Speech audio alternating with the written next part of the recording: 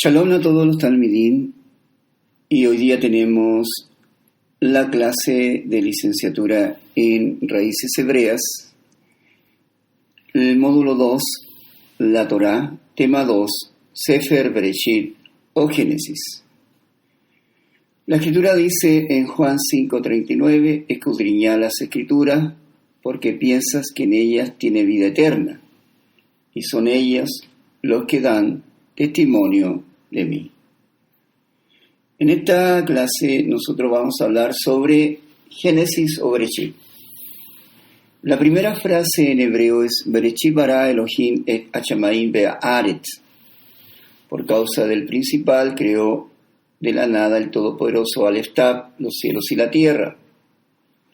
Así que el Sefer, o el libro de Bereshit, es el más antiguo registro del mundo escrito en hebreo por Moshe, el cual lo recibió directamente de Yahweh mientras recibía las instrucciones en el monte Horeb, Sinaí, y que de hecho el hebreo, el idioma universal, fue nuevamente entregado al pueblo de Israel, ya que todo lo que se indica y se dice en este libro solo puede entenderse a cabalidad en su lenguaje original. Algunos piensan que porque tienen una versión traducida en español, inglés u otro idioma, fue escrito en ese idioma, pero debemos preguntarnos en primer lugar lo siguiente: ¿qué origen tiene la palabra Elohim en hebreo? Adán y Javá es en hebreo, Shabbat en hebreo, y todos los términos ahí escritos. Es por esto que el volver a la lengua original, como dice su palabra en Sofonías 3:9, en aquel tiempo devolveré yo a los pueblos pureza de labios. Por lo que sería poco razonable decir que la escritura sagrada fue escrita en otro idioma, porque cada idioma tiene su propia forma de comprender el mundo. Vamos a hacer una pequeña historia del idioma hebreo. La principal fuente de acervo del hebreo, es decir, lo que nos habla directamente sobre el hebreo, es la Torá, el cual es un texto que contiene los 5 libros llamados Pentateuco, y tienen diferentes dimensiones. El más breve es el Levítico, que tiene 27 capítulos, 859 versículos, y 11.950 palabras. El más extenso es el Génesis, que tiene 50 capítulos, que tiene 1.534 versículos. El libro de Éxodo y el libro de los Números son similares en magnitud porque tienen 49 capítulos y también tiene 36 capítulos. El Deuteronomio es algo mayor que el Levítico, 34 capítulos, que son 955 versículos. Esta obra extensa, que tiene más de 3.500 años, fue escrita en un idioma en hebreo. El hebreo pertenece al grupo noroccidental de las lenguas semíticas y al subgrupo cananeo. Dicho subgrupo incluye también al fenicio, al púnico, al moabita y al amonita. Al otro subgrupo de la lengua semítica noroccidental perteneciente al arameo, cuya similitud con el hebreo y el fenicio son sumamente evidentes. Y posiblemente algunas variedades del fenicio y algunos de hebreo fueron mutuamente inteligibles en un alto grado. Ahora, la palabra hebreo o ibrit no fue usada en la lengua hasta el periodo asirio. En la Biblia se menciona la lengua de Canaán en Isaías 19:18, pero en 2 de Reyes 18, 26 y 28 hay una referencia específica a la lengua hebrea durante el periodo asirio. El libro de Nehemías, por otra parte, recuerda que los jerosolimanos hablaban Yehudit, es decir, la lengua de Judea, literalmente idioma judío. El libro de Isaías y el segundo libro de Crónicas se refieren al hebreo como la lengua de Judá. La similitud entre el hebreo bíblico y el fenicio, así como también de algunas palabras cananeas, que aparecen en las cartas de Amarna desde el siglo XIV antes de la era común, demuestran que la lengua de los israelitas no difería mucho de los cananeos. Varias características son comunes al hebreo y al cananeo. Las palabras en Deuteronomio 26:5, un arameo a punto de perecer fue mi padre. ¿Acaso sugiere que algunos ancestros de los israelitas hablaban arameo y que luego adoptaron la lengua de los cananeos, a la que más tarde se conocería como hebreo? Sin embargo, no está claro si eso es el pasaje transmite información sobre la historia lingüística. Con todo, las afinidades del hebreo con la lengua cananea podría ser explicada sobre la hipótesis de que los israelitas y sus ancestros ya hablaban una lengua fuertemente relacionada con aquellos cananeos. Un poco de historia sobre este lenguaje. Tenemos que decir que el hebreo es una lengua con 33 siglos de historia escrita. La tradición hebraica remonta sus raíces a la Torá y a la época de Moshe, en un periodo de tamaño extenso. La lengua ha sufrido diversos procesos de cambio lingüístico, existiendo diferencias entre el hebreo antiguo y el hebreo moderno. Ambas lenguas están emparentadas, si bien a veces difieren en pronunciación gramatical y léxico. Ahora, hay una clasificación según el tipo histórico, considerando los periodos en que la lengua hebrea se usa y desarrolla. Se establece una diferencia entre el antiguo hebreo hablado, el hebreo de la antigüedad y el hebreo moderno, y la forma de lengua usada tras su renacimiento a los tiempos modernos. En muchas cuestiones, las dos formas difieren notablemente, y en particular el hebreo moderno, que cuenta con numerosos préstamos de otras lenguas, lo que propicia que los israelíes sean muy tolerantes algunas veces con los acentos extranjeros. Este hebreo moderno se basa en unas reglas gramaticales relativamente sencillas, resultando un idioma sencillo de aprender. Y existe una clasificación adicional que establece una distinción entre tres periodos históricos de mayor importancia para el idioma hebreo premoderno. Se consideraría el hebreo antiguo, el hebreo bíblico clásico, el hebreo mishnaico, el hebreo medieval y el hebreo moderno. ¿A qué se llama el hebreo antiguo? Dado que el hebreo antiguo fue usado durante un lapso de casi 14 siglos, en ese periodo la lengua sufrió cambios, por lo que el hebreo más antiguo difiere en ciertos aspectos del hebreo más tardío. Una periodificación aproximada del siglo o del antiguo hebreo es la siguiente. Existe lo que se llamó el hebreo bíblico arcaico, del siglo X al siglo VI ante la era común, correspondiente con el periodo monárquico hasta el exilio de Babilonia. Luego se habla de un hebreo bíblico tardío, del siglo V al III, que corresponde con un dominio persa. Existe lo que se llama el hebreo de los rollos del Mar Muerto, testimoniado entre los siglos III y el siglo I, correspondiente con el periodo helenístico y romano anterior a la destrucción del Templo de Jerusalén. Es el estadio de la lengua usada en los manuscritos del Mar Muerto, y consideramos el hebreo de la Mishnah, testimonio entre el siglo I y entre el III y IV después de la era común. El hebreo dejó de hablarse alrededor del siglo IV, aunque siguió utilizándose en literatura y sobre todo en la liturgia y con propósito académico. En Palestina fue sustituido como lengua hablada principalmente por el arameo. En cuanto a la diáspora judía, sus lenguas comunes han sido históricamente sobre dos: el yiddish entre los judíos llamados askenazíes, centro y este de Europa, y el ladino o judeo-español entre los llamados sefardíes, procedentes de la península ibérica. El hebreo moderno, en el renacimiento del hebreo como lengua moderna, se inicia con los esfuerzos de una persona que se llamó Eliezer Ben Yehudá, un ardiente revolucionario en la Rusia zarista en sus inicios, que posteriormente se une al movimiento nacional judío, germen del movimiento sionista, y emigra en 1881 a la entonces Palestina, una provincia del extinto Imperio Otomano. Motivado por los ideales de renovación y rechazo del estilo de vida judío de la diáspora que lo rodeaban, Ben Yehudá se decide a desarrollar un nuevo lenguaje que los israelitas pudieran utilizar para su comunicación diaria. Aunque al principio su trabajo fue despreciado, la necesidad de un lenguaje común comenzó a ser entendida por muchos. Pronto se formaría el Comité de la Lengua Hebrea. Más tarde se convertiría en la Academia de la Lengua Hebrea, una organización que existe hasta hoy en día. Los resultados de su trabajo y del comité se publicaron en un diccionario que decía la completa Vortaro de la hebrea antigua Kaj moderna. La obra de Ben Yehudá encontró finalmente un terreno fértil, y para principios del siglo XX el hebreo se estaba convirtiendo en un idioma principal de las poblaciones judías, tanto en los territorios de la Palestina turca como en el movimiento sionista de la diáspora.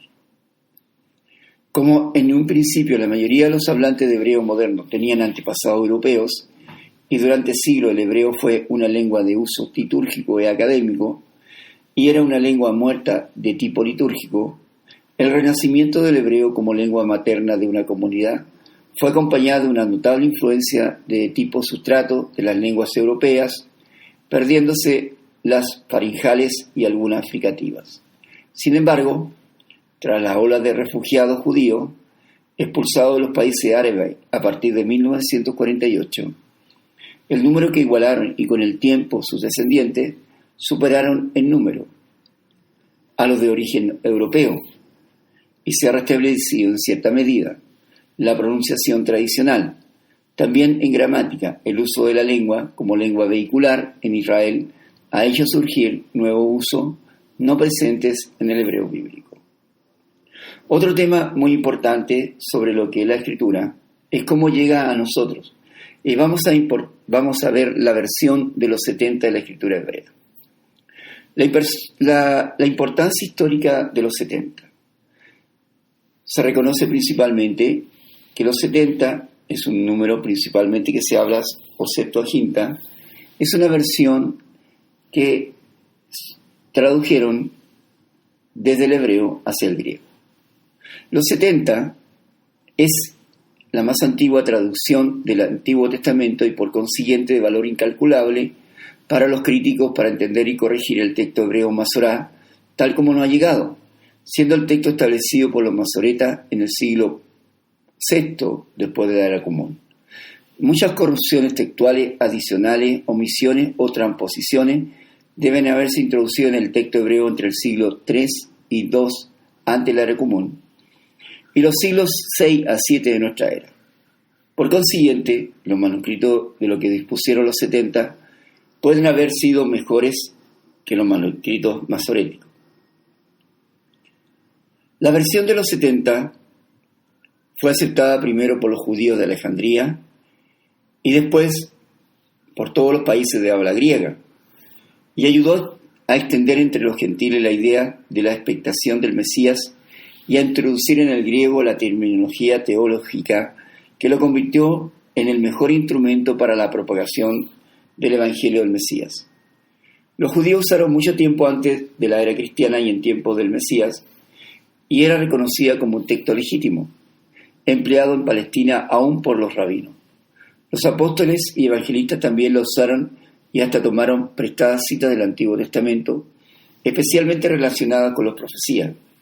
Los padres y otros escritores eclesiásticos de la iglesia primitiva la aprovecharon ya directamente, como en el caso de los padres griegos, o indirectamente como el padre latino y escritores que empleaban versiones latinas, siríacas, etíopes, árabes y góticas.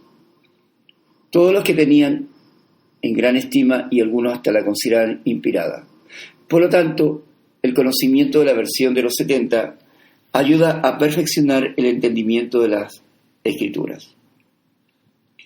Actualmente, los 70 es el texto oficial de la Iglesia griega y las antiguas versiones latinas usadas por la Iglesia occidental se hicieron a partir de ella. La traducción más antigua adoptada por la Iglesia latina, la Vetus Itala, salió directamente de los 70.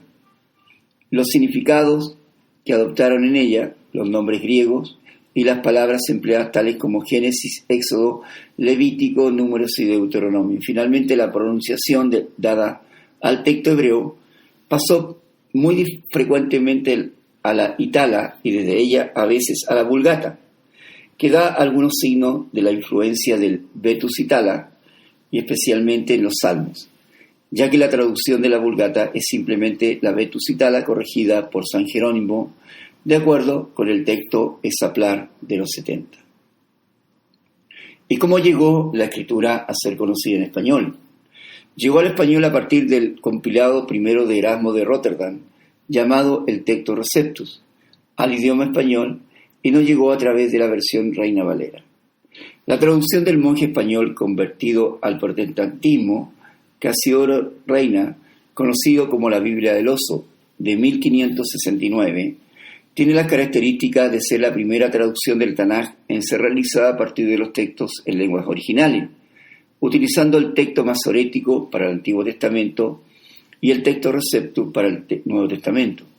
Previo a la publicación del trabajo completo de Casiodoro de Reina, la Biblia existente o parte de ella, en lengua castellana, eran traducciones hechas a partir de la Vulgata de San Jerónimo de Estridón. La Biblia del Oso fue publicada en Basilea, Suiza, el 28 de septiembre de 1569. Su traductor fue Casiodoro de Reina, religioso español convertido al protestantismo, y recibe su nombre de Reina Valera por haber hecho Cipriano de Valera la primera revisión en 1602. Ya en los últimos años, luego de 1948 y el descubrimiento de los rollos del Mar Muerto en Israel, se hacen una serie de revisiones y se hace mención a esto porque actualmente existen varias escrituras que se han popularizado en relación a volver a los nombres verdaderos, a revisión de los textos a fin de volver a la pureza de labios. Vamos ahora a ver el texto de Bereshit. El texto de Bereshit comienza en el texto masorético, el que tiene puntos y vocalización, consta de 7 palabras, 28 letras, y como sigue: Bereshit bara Elohim et Hashamayim be'aretz. En el principio, o por causa del principal, creó el poderoso Aleph Tav los cielos y la tierra. Esta realidad que se presenta es definida como verdades absolutas y como las declaraciones más fundamentales para la existencia de todo lo visible, como una declaración de que el cosmos tuvo un comienzo absoluto, que en el principio creó Elohim los cielos y la tierra, pero también un gran propósito, que es el propósito de nuestro Mesías. Como una declaración que describe la condición del mundo cuando Elohim comenzó a crear, dice: cuando en el principio creó Elohim los cielos y la tierra era indomable e informe. Tomando todo Génesis 1:2 como la información de fondo, cuando en el principio creó Elohim los cielos y la tierra, siendo una tierra indomable e informe, Elohim dijo: hágase la luz. En Bereshit hay verdades que son aún irrefutables. Aunque la ciencia actual busque modos de evadir esta realidad, aún ni la comunidad científica se pone de acuerdo y no podrá porque sus limitados conocimientos se basan en presunciones. Y aquí en este Sefer libro nos relata la historia de 2 grandes y estupendos eventos: la creación de lo visible y la intervención divina. De cada uno presentan un resumen, pero sorprendentemente con suma precisión y detalle. De este libro casi todos los filósofos antiguos, astrónomos, cronologistas e historiadores han tomado su información respectiva. Y todos los inventos modernos y descubrimientos en diferentes artes y ciencias solo han servido para confirmar los hechos detallados por Moshe y para mostrar que todos los escritores antiguos sobre estos tópicos se han acercado o retirado de la verdad y la maravilla de la naturaleza en exactamente la misma proporción que se han acercado o alejado de la historia de Moshe, la cual fue dada a él por la propia boca de Yahweh. La gran verdad del diluvio es completamente confirmada por los fósiles en todas partes del mundo. Añade a esto las grandes tradiciones del diluvio que han sido trazadas por los egipcios, chinos, japoneses, indios, birmanos y los antiguos godos y druidas mexicanos, peruanos, brasileños, indios, norteamericanos, habitantes de Groenlandia y muchísimos otros.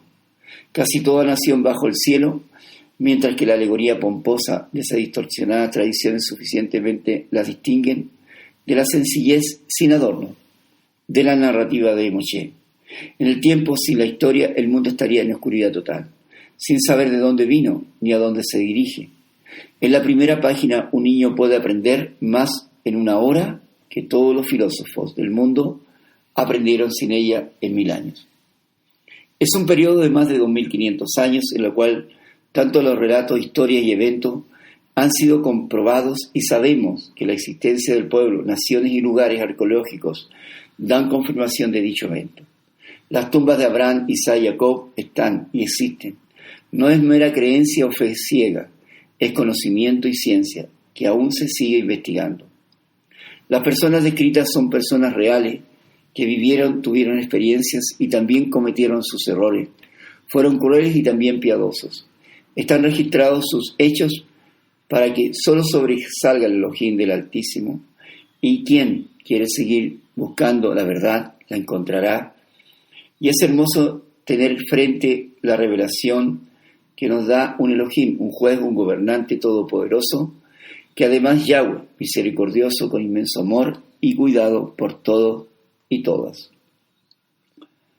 ¿Cuál es la estructura del libro de Sefer de Bereshit? El libro de Bereshit es un primer libro de la Torá y su narrativa se divide en dos partes. Principalmente tenemos los capítulos del 1 al 11 que cuentan la historia de Elohim y todo el mundo. Y luego tenemos del capítulo 12 al 50 que aumenta la imagen y narra la historia de Elohim, Yahweh y un solo hombre, Abraham, y luego sobre su familia. Estas dos partes son conectadas por una historia como una bisagra inicial del capítulo 12. Y ese diseño nos da una pista de cómo entender el mensaje del libro como un todo y cómo introduce la narrativa de la Escritura. El libro comienza con Elohim interviniendo el desorden y la oscuridad que se describen en la segunda oración de Bereshit. Elohim saca de ahí orden, belleza y bondad y crea un mundo donde la vida puede florecer. Elohim hace una criatura llamada humanidad. Adán, en hebreo, los crea a su imagen, lo que tiene que ver con su rol y su propósito en el mundo de Elohim.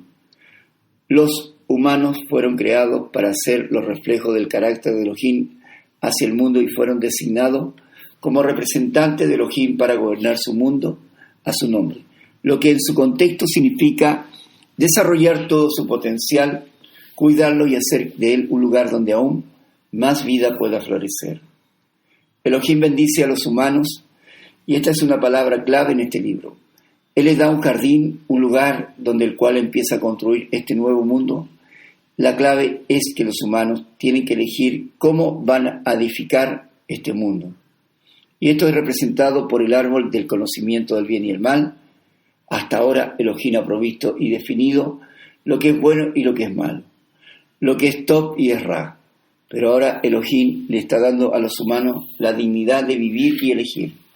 Si van a confiar en la definición de Elohim sobre lo que es bueno y es malo, o buscarán la autonomía y definición del bien y del mal por ellos mismos. He aquí el gran desafío para el hombre, puesto que este deseo lo llevará a rebelarse contra el Creador y los llevará a la muerte, pues ellos se están apartando del mismísimo dador de la vida. Y esto es representado con el árbol de la vida en el capítulo 3. Ahora vemos entrar en escena una criatura, la cual es una serpiente, y ella entra en la narrativa como una criatura hecha por Elohim. Es claro que esta criatura está en rebelión contra el Creador. Quiere guiar a los humanos a una rebelión y hace su muerte. La serpiente cuenta una historia distinta sobre el árbol y la elección y les dice que abrazar el conocimiento del bien y el mal no le producirá la muerte, sino que en realidad es el camino hacia la vida y a llegar a ser como dioses. La ironía de esto es trágica, porque ya sabemos que los humanos serán como seres especiales, como canta el Salmo 8, que fueron hechos para reflejar la imagen de Elohim. En lugar de confiar en Elohim, los humanos buscan autonomía. Ellos buscaron el conocimiento del bien y el mal por sí mismos, y en un instante la historia se sale de control, y la primera víctima fue la relación entre los seres humanos, el hombre y la mujer. De pronto se dieron cuenta de lo vulnerables que eran, ni siquiera pueden confiar el uno al otro y hacen ropa y esconden sus cuerpos el uno del otro. La segunda víctima es que se pierde además la intimidad entre Elohim y los hombres, y así que ellos corren y se esconden de Elohim, y cuando el Creador los encuentra, ellos comienzan a culparse unos a otros sobre quién se rebeló primero, y justo aquí la historia se detiene y hay una serie de poemas cortos. Elohim declara a la serpiente y luego a los humanos las trágicas consecuencias de sus acciones primero.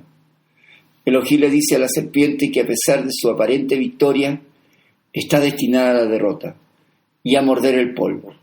Y Elohim promete que un día una semilla o una descendencia saldrá de la mujer y le dará un golpe letal en la cabeza a la serpiente, lo cual suena como una noticia maravillosa.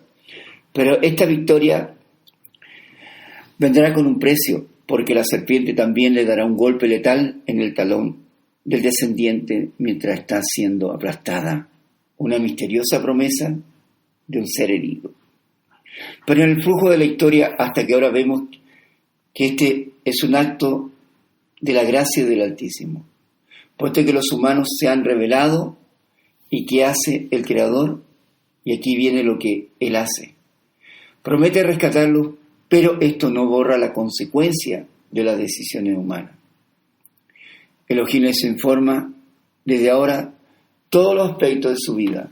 Juntos en casa y en el campo van a ser llenos de pena y dolor, debido a su rebelión llevándoles hacia su muerte, y desde aquí la historia empeora. De los capítulos 3 al 11 traza la onda expansiva de la rebelión y las relaciones humanas, fracturándose a todo nivel. Y hay una historia acerca de dos hermanos, Caín y Abel, donde Caín está tan celoso de su hermano que quiere asesinarlo.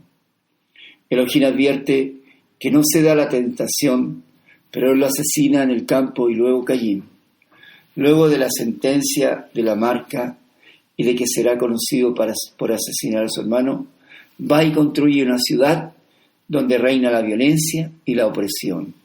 Y esto es representado en la historia de Lamec. Él es el primer hombre en Bereshit que tiene más de una esposa y la está acumulando como una propiedad.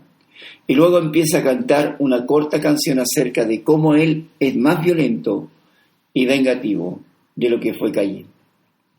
Después se nos presenta una extraña historia acerca de los hijos de Elohim, lo cual podría referirse a seres angelicales o malignos, podría referirse a reyes antiguos quienes proclamaron proceder de los dioses como pasó Lamec, y ellos tuvieron tantas esposas como quisieron y procrearon a los Nefilim, estos grandes guerreros de antaño, seres que destruían todo a su paso, ya no saciados con tanta maldad, fueron contra la naturaleza y la violencia reinó en todo lugar. Toda esta civilización fue edificando reinos llenos que llenan el mundo de Elohim con violencia y con más cantidad de corrupción.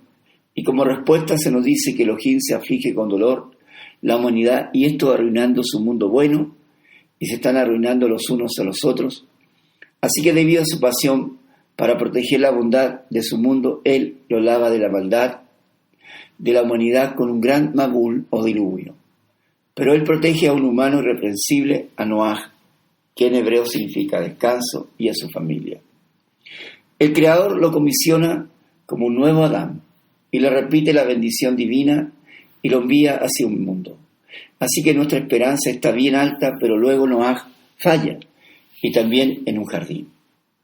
Ya que planta un viñedo, se emborracha y termina completamente sin sentido. Luego Cam, uno de sus hijos, en la carpa le hace algo vergonzoso, su padre aquí, y aquí tenemos a nuestro Adán desnudo y avergonzado, igual que el primero. La decadencia empieza de nuevo, conduce a la fundación de la ciudad de Babilonia. Los pueblos de la antigua Mesopotamia se reúnen en torno a una nueva tecnología que han descubierto, el ladrillo. Pueden hacer ciudades y torres más grandes y más rápido de lo que nadie jamás lo ha hecho. Y ellos quieren construir una nueva especie de torre que llegará hasta los dioses y les hará un gran nombre. Y nuevamente es una imagen de la rebelión y la arrogancia humana y de la rebelión del jardín en gran escala. Elohim humilla a su orgullo y los dispersa. Este es un grupo diverso de historias, pero todos están desarrollando el mismo punto básico. Estas historias están declarando que vivimos en un mundo bueno, el cual hemos convertido en malo, y que hemos elegido definir el bien y el mal por nosotros mismos, y todos contribuimos a este mundo de relaciones rotas que llevan al conflicto, a la violencia y finalmente la muerte. Pero hay esperanza. Elohim prometió que un día un descendiente de los humanos vendría el vencedor herido, quien derrotará el mal en su raíz a pesar de la maldad de la humanidad. Y Elohim está determinado a bendecir y rescatar este mundo. Así que la gran pregunta es, por supuesto, ¿qué va a hacer Elohim? La siguiente parte de la historia, que va desde el capítulo 12 al 50, nos llevará por todo el desarrollo de una sola familia y su relación con los demás. Se traza una genealogía de una sola familia, que eventualmente lleva a un hombre llamado Abraham, padre enaltecido, que luego será conocido como Abraham, padre de muchos. Y aquí la promesa hacia Abraham, al inicio del capítulo 12, abre todo un nuevo movimiento en la historia de Elohim, que llama a Abraham a que deje su hogar e ir a la tierra de Canaán, la cual Elohim dice que un día será suya. En esta tierra Elohim promete hacer a Abraham una gran nación y hacer grande su nombre y bendecirlo. Esta promesa está conectada con las primeras partes del libro, porque en Babilonia había un hombre intentando arrogantemente hacerse un nombre grande para sí mismo. Y eso no salió bien. Pero Elohim en su generosidad va a investir con un gran nombre a este hombre, conocido como el padre de la emuná, de la confianza obediente, llamado Abraham. La bendición de Elohim a Abraham hace eco de la bendición original que Elohim le dio a la humanidad en el principio. Así que la pregunta es, ¿por qué Elohim va a bendecir a Abraham y su familia? Y la última frase de la promesa de Elohim deja esto en claro, que sería padre de toda la familia de la tierra. Y esto alcanza la bendición de Elohim a través de ti. Esto es clave para entender el resto de la historia bíblica en el plan de Elohim. Es rescatar y bendecir su mundo, en rebeldía a través de la familia de Abraham.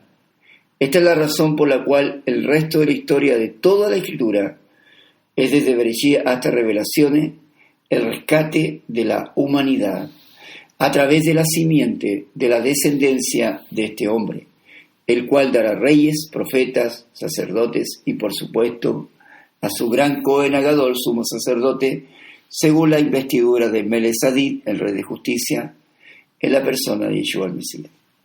Vemos como todo el relato se va a enfocar solo en esta familia y eventualmente llamado el pueblo de Israel. Y esta es también la razón por la que más tarde Israel será llamado un reino de sacerdotes en el monte Sinaí. Elohim quiere usarlo para mostrarle a todas las otras naciones y cómo es el creador, y en la última instancia esta promesa recogida más tarde por los profetas y poetas bíblicos que dicen que su cumplimiento vendrá a través del rey mesiánico de Israel, cuyo reino traerá justicia y paz a todas las naciones.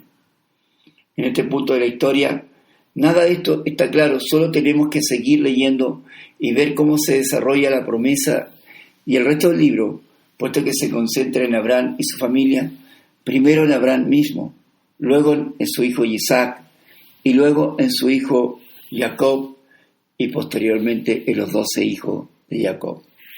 Esta historia sobre cada generación está unida por dos temas principales. Primero, cada generación de la familia de Abraham está marcada por un repetido fracaso.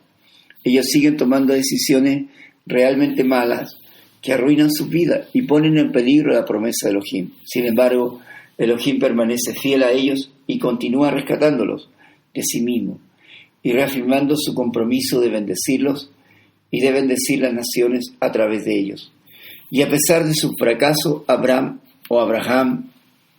luego debe pasar por 10 situaciones de prueba. Primero, Abraham debe abandonar su tierra. Luego hay hambre en la tierra de Canaán y baja Misraín, a Egipto. Sara es capturada por el faraón. Viene la guerra contra los 4 reyes que capturaron a Lot.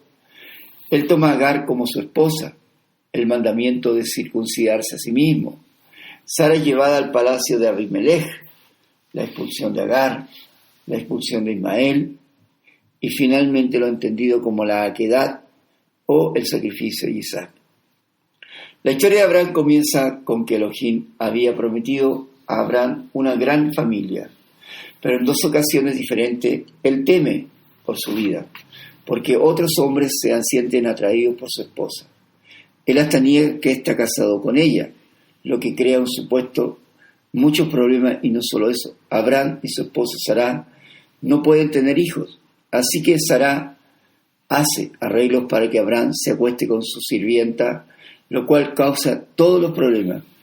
pero en cada ocasión Elohim libra a Abraham. En los capítulos 15 al 17 Elohim hasta formaliza su promesa a Abraham con un compromiso oficial llamado pacto. Y esta es una escena clásica. Elohim invita a Abraham a mirar las estrellas del cielo y a contarlas.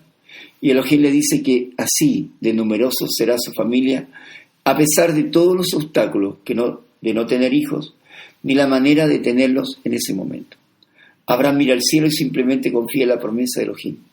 Elohim responde entrando en un pacto con Abraham, prometiéndole que se convertiría en padre de muchas naciones.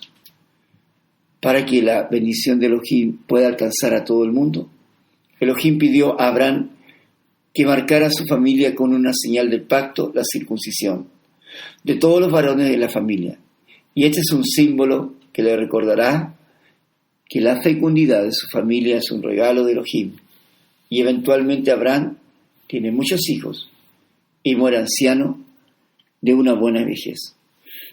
Los nombres también en el antiguo mundo hebreo tenían un peso muy importante. Un nombre hablaba del carácter de una persona, sus obras y identidad. Para una persona a la que se le está otorgando un nuevo nombre, significaba un cambio en su identidad. Y al leer la escritura traducida perdemos el significado de los nombres. E indudablemente, esta es una de las mayores pérdidas que experimentamos debido a las traducciones. Es por eso que la historia de Jacob desarrolla este tema en forma todavía más dramática. Desde su nacimiento, Jacob nace tomando el talón o calcañar de su hermano y por lo tanto en el proceso para llegar a ser Israel, como dice la escritura, Jacob significaba de la raíz que significaba tomar el talón. La Torá nos dice que recibió este nombre porque nació agarrado del talón de su hermano mayor. Aunque conocemos estos nombres, Jacob, Israel, hay una tercera forma en que se le llama. El tercer nombre de Jacob es Yeshurun. Aparece solo 4 veces en el Tanaj y 3 veces hacia el final de Deuteronomio. Y una vez al 10. Entonces, ¿de dónde nos viene la idea de que Jacob es el engañador? De una afirmación que Sab afirmó en el nombre Jacob, que estaba relacionado con otro significado de Ayin, Kaf y Bet, engaño, engañar. Para contrarrestar la afirmación falsa de Sab, Elohim le dio a Jacob un nombre, Yeshurun, que deriva de Yazar directo, o dice, el que dice lo correcto. Pero ¿qué pasó con Jacob? Que debe negociar la primogenitura, puesto que se aprovecha de quitarle la primogenitura y luego, mediante el uso de otro ardid, en conjunto a Yabaló, por su madre Ricá, toma la bendición que le correspondía a su hermano Esab, y esto último lo hace nada más y nada menos que engaños a su anciano padre y ciego. Luego, por sugerencia de su madre, simplemente se va de ahí. Jacob en su exilio toma 4 esposas, aunque realmente solo amaba a una, Rachel, lo que crea un montón de rivalidades en la familia. Y lo único que lo humilla es ser engañado por sus tíos y suegro Labán, que lo engaña durante años en su vida, y la situación finalmente se invierte, ya que es humillado y regresa a su tierra en una historia muy extraña. Antes de encontrarse con su pasado, con su hermano Esab, sale y tiene un encuentro muy fuerte porque él sabe que todo lo que ha pasado son engaños. Por lo que aquí vemos a Jacob luchando y demandando que le diga su nombre. Finalmente es bendecido y recibe el nombre Israel, el que lucha en Elohim. La bendición de Abraham pasó ahora a Jacob, y de ahora en adelante, ahora debe vivir una vida muy diferente. Ya ha sido bendecido y perdonado, pero quienes ahora pasan a ser sus complicaciones son sus hijos, quienes siendo de diferentes temperamentos llegan a destruir un pueblo, a ser violentos, a tal punto que por celos como los celos de Caín, maquinan y matan al penúltimo, y el matar al penúltimo hijo de Yosef, lo que nos lleva a toda la historia entre los hermanos y cómo estos se comportan. Lo secuestran y planean matarlo, pero en lugar de esto deciden solo venderlo, como esclavo en Egipto, donde termina en prisión hablando de fracasos familiares, pero Elohim está con Yosef. En una secuencia de sueños llega a la interpretación del sueño de Faraón, que lo coloca sobre todos los bienes. Yosef salva a la nación de Misraín, de Egipto, durante una hambruna y también termina salvando a sus hermanos y a su familia de morir de hambre. Una vez más podemos ver cómo la locura y el pecado de la familia de Abraham se encuentra con la fidelidad de Elohim, quien transforma hasta la maldad de los hermanos Yosef en una ocasión para salvar la vida, y de hecho, esto es lo que Yosef dice que hace al final del libro. Y él le dice a sus hermanos: ustedes pensaron hacerme mal, pero Elohim lo cambió en bien para salvar muchas vidas. Esta palabra está estratégicamente colocada al final del libro porque resume no solo la historia de Yosef y sus hermanos, sino del libro como en todo, tanto de Bereshit 3 hasta adelante. Los humanos actúan egoístamente y haciendo lo que les parece, siendo así como está en su rebeldía, pero este Elohim no va a dejar su mundo de su propia cuenta al permanecer fiel y determinando a bendecir a las personas a pesar de su fracaso. Y puedes ver esto especialmente en cómo esa misteriosa promesa acerca del descendiente de la mujer se desarrolla a través del libro. Elohim prometió que un vencedor herido vendría y aplastaría a la serpiente y derrotaría el mal desde su raíz. Todo esto se conecta con esta promesa directamente con el linaje de Abraham. Y esto es en parte de cómo Elohim traerá su bendición a la nación de Abraham. Esta promesa se conecta con Yehudá, el cuarto hijo de Jacob, y es así como le hace un poema extremadamente importante en el capítulo 49 de Génesis. Un Jacob ya anciano en su lecho de muerte quiere bendecir a sus 12 hijos, y cuando llega la bendición de Yehudá, Jacob predice que Yehudá se convertirá en la tribu de los reyes de líderes de rey. Un día vendrá un rey que demandará la obediencia de todas las naciones y vendría y cumpliría la promesa de Elohim de restaurar las bendiciones del Gan Edén, del jardín del Edén, trayendo un mundo como así es anunciado y es revelado en Revelaciones o Apocalipsis. Con toda esta esperanza y promesa futura flotando y sin desarrollar, que obliga a voltear la página para ver cómo termina esto, nos continúa dando a conocer paso a paso el propósito del eterno Creador. Además de esto, entender cómo Él ha dado vuelta a la situación del hombre para que le mire como su hacedor y como también como Él nos ama. Y es una bella historia que debemos saber relatarla con la sabiduría y entendimiento. Una de las palabras que hemos usado bastante es la palabra Elohim. Las letras son Ales, Lamed, Hei, Yu, Men y final. Cuando la mayoría de las personas piensan en la historia del Tanaj, piensan en una historia acerca de Elohim y los humanos. Pero en algunas ocasiones nos hablan de otros seres que intervienen en el desarrollo de la historia. Y estos seres y personajes o entidades juegan un papel muy importante. Y existen ciertos seres espirituales, ángeles, roajines, shedines o demonios, etc.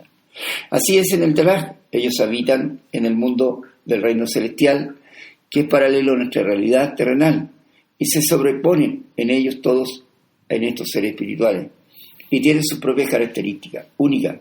Pero aquí, ¿qué es lo que es realmente fascinante? Y vamos a entender el concepto de Elohim, o a Elohim, que es una palabra hebrea utilizada en la literatura hebrea, que se tradujo en su momento al griego como Teos, pero luego fue llevada a las culturas como Dios o God, la deidad escandinava de Gotham, fácilmente confundido con el plural de dioses, que en hebreo es Elim, que es el plural de El y Eloah, con la variante Eloah, y esto es la forma que Eloah lo acepta tradicionalmente entre las dos, que se traducen como Dios, y no es correcto porque la palabra Dios, Deus y Deus viene de Teos y Teos viene de Zeus, por lo tanto estaríamos, por lo cual es importante poder conocer en primer lugar varias consideraciones. Dado que se utiliza en el Tanaj como forma de referirse a Yahweh, los eruditos indican que dicha expresión es utilizada en los textos como un plural majestésico. Se llama un plural majestático o superlativo de una palabra, y que no habla del plural de individuos, sino del plural de un individuo en su máxima expresión. Es decir, Él está en todo, es superior, el Ejad. Por lo que cuando leemos en traducciones como Reina Valera, quedamos con muchas dudas, hasta considerar el tema de multiplicidad que ha llevado al concepto de Trinidad, o que en la realidad está siendo conducido por otro. Es por esto que en una buena consideración del lenguaje es encontrar el primer lugar, que es Elohim. Ahora, a veces, la misma expresión es utilizada para referirse al conjunto de entidades consideradas divinas, pero distintas de Yahweh. El término Elohim ha sido explicado como plural derivado de El, o una forma plural de Eloah, y a pesar del desacuerdo respecto al método de derivación, se supone que en hebreo arcaico, el singular de la palabra que se fue traducido era El, y su forma plural, Elohim, solamente en épocas posteriores se acuñó la forma de Eloah, dando lugar a un gramaticalmente correcto Elohim. Lagrange sostiene que Elohim y Eloah son derivados de él.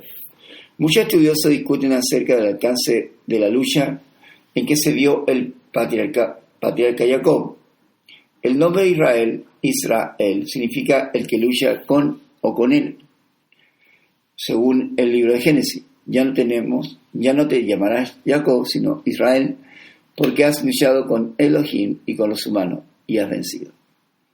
En la denominación con las características para referirse a la palabra española Dios, que utiliza la tradición eloísta en Tanakh, en el relato yahwista de la creación Génesis y con eso aparece la expresión Yahweh Elohim. Aparece originalmente por adición de Elohim a Yahweh, que pertenece al estrato literario primitivo. Así que según la hipótesis del plural majestésico, el estrato eloísta es relativamente moderno, siglo VIII ante la era común, y respecto al yahwista, siglo X, ya que en sus eruditos se observa una mayor elaboración teológica que destaca la relación exclusiva entre el Elohim de Israel y el pueblo que pertenece a Elohim. En este punto haremos un paréntesis sobre la utilización de los nombres Yahweh, Elohim, Adonai, puesto que en los escritos aparecen como en forma alternada, o en forma sucesiva o en forma ligada. Y es porque para que darle un mayor realce a quién y qué es lo que se refiere la persona a sus acciones, por lo cual esta determinación se ha definido como Elohim, el soberano de virtud, justicia, equidad, soberanía y amor. Y cuando se establece como Yahweh, es el misericordioso, el que ha redimido a su pueblo, el que tiene el poder de defenderlo, el que hace de un pueblo su mayor posesión. Los antiguos semitas creían que el mundo estaba rodeado, penetrado y gobernado por seres superiores, incontables seres activos análogos a los espíritus de los nativos. Referente a la hipótesis de la palabra Elohim como el plural de dioses, según los partidarios de la hipótesis del plural majestático, sería difícil de mantener en un texto como el del Tanakh, que representaría una apología entre el politeísmo. La palabra Elohim es el título, no es un nombre personal. En los textos hebreos, cuando se refiere a Elohim de Israel, es acompañado por el artículo Ha, el o la, o a Elohim, y se traduce literalmente como el Todopoderoso, o el Creador, el Regidor. No obstante, es interpretado como Dios, y cuando se asigna un atributo a Elohim, este es el número singular, por ejemplo, en Salmos 7, 10 y 9. Elohim Sadí, literalmente, Todopoderoso Justo. Se traduce apropiadamente Elohim Justo. En las 35 veces que aparece en el relato de la creación, el verbo que describe lo que dijo o hizo es cada vez en singular. Y en hebreo bíblico tiene las características de expresar en plural no únicamente la multiplicidad, sino también la magnitud, la extensión o hasta la dignidad. Se trataría simplemente de lo que se conoce en gramática como un pluralis excellentai o un pluralis majestatis, una forma de plural abstracto que resume las características variadas inherentes al concepto más el sentido secundario de intensificación del significado original. También el título rey recibe un uso similar al aplicarse en un plural a un único rey humano. Así que el uso de la palabra Elohim, los hebreos utilizaron varios términos para nombrar a su creador o divinidad. El, Eloah y Elohim. Además usaban el nombre propio de Yahweh. Se encuentra escrito en el Tanakh Elohim 2500 veces, Eloah 57 veces, 11 veces El, 226 veces Elim. Y Yahweh es algo más de 6000 veces. Vamos a hacer y a seguir explicando para que quede más claro el concepto y así relación con lo que nos dice la Escritura, lo entendamos en su cabal sentido. Los autores bíblicos tienen una palabra que puede referirse a muchas ocasiones y en esto debemos estar atentos. A todos los habitantes del reino espiritual, en hebreo del Antiguo Testamento, la palabra es Elohim y en griego se tradujo como Dios. Pero esta palabra viene de Deus y Esteos y finalmente de la divinidad griega Zeus. Por eso ponemos mucha atención en esto. La palabra se traduce de muchas maneras diferentes, dependiendo de a qué se refiere: ángeles, Dios con D minúscula o incluso a Dios con D mayúscula. Por lo que si no estamos atentos, podríamos estar traduciendo algo que no es. Por lo que en atención al contexto, por ejemplo, a los jueces se les dijo a Elohim, y en el caso de Moshe también, pero en el contexto de mayor autoridad, o mejor dicho, representante de la mayor autoridad. Esta es una designación de título o titular, no un nombre, como por ejemplo la palabra mamá, puesto que la palabra mamá puede referirse a muchas clases de personas diferentes, pero todas ellas comparten el mismo rol en una familia. Y luego digamos que un grupo de hermanos y hermanas están hablando y uno dice: hey, es el cumpleaños de mamá. Ellos están usando el título como si fuera el nombre, pero sería claro que se refiere no a cualquier mamá, sino a su mamá. Y así lo mismo pasa con los autores bíblicos, que ellos llamaban, y ya fue a su creador, ser superior, la divinidad, por este título.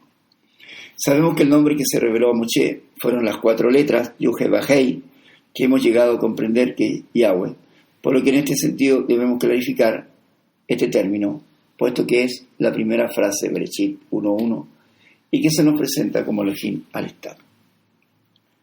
La última parte de esta clase es la división de las porciones.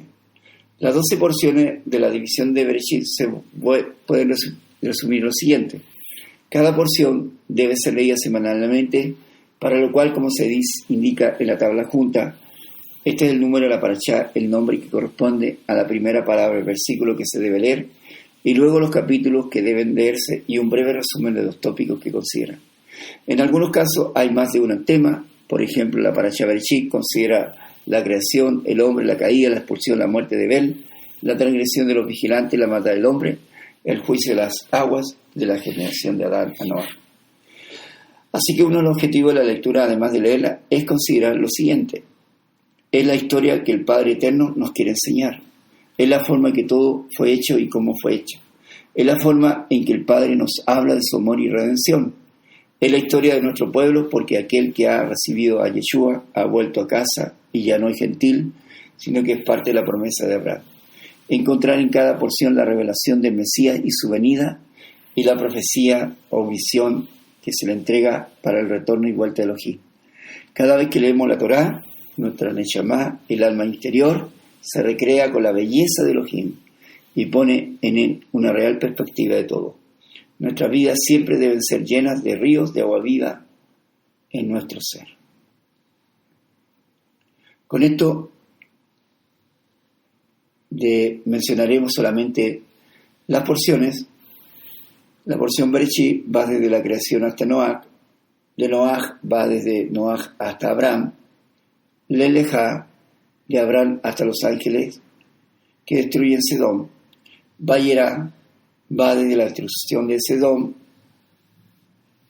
hasta cuando Abraham iba a sacrificar a Isaac, Hayesará de la muerte de Sará hasta la muerte de Ismael, Toldot de Isaac hasta Jacob que huye de Sam, Vayesé de la aparición de la escala de Elohim hasta que volver a Jacob al campamento de ángeles, Vayilak desde el que manda Jacob mensajero a Esab hasta la generación de Esab, Vayeshev desde José que es vendido hasta la interpretación de los sueños, Miquet desde el sueño de Faraón hasta los hermanos de Yosef, Vagiyash desde el Yaudá confiesa a Yosef su maldad contra su hermano hasta que Israel y su familia entran en Egipto, y finalmente Vayejí desde que vivió Israel en Egipto hasta la muerte. ¿Cómo quisieran y cómo pudieran seguir cada una de estas porciones? Generalmente se indican normalmente semanalmente cuál va a ser la porción de la semana. Vamos a sugerir 3 formas en las cuales en general podrían realizarse, pero en general todo se hace normalmente en el día del Shabbat.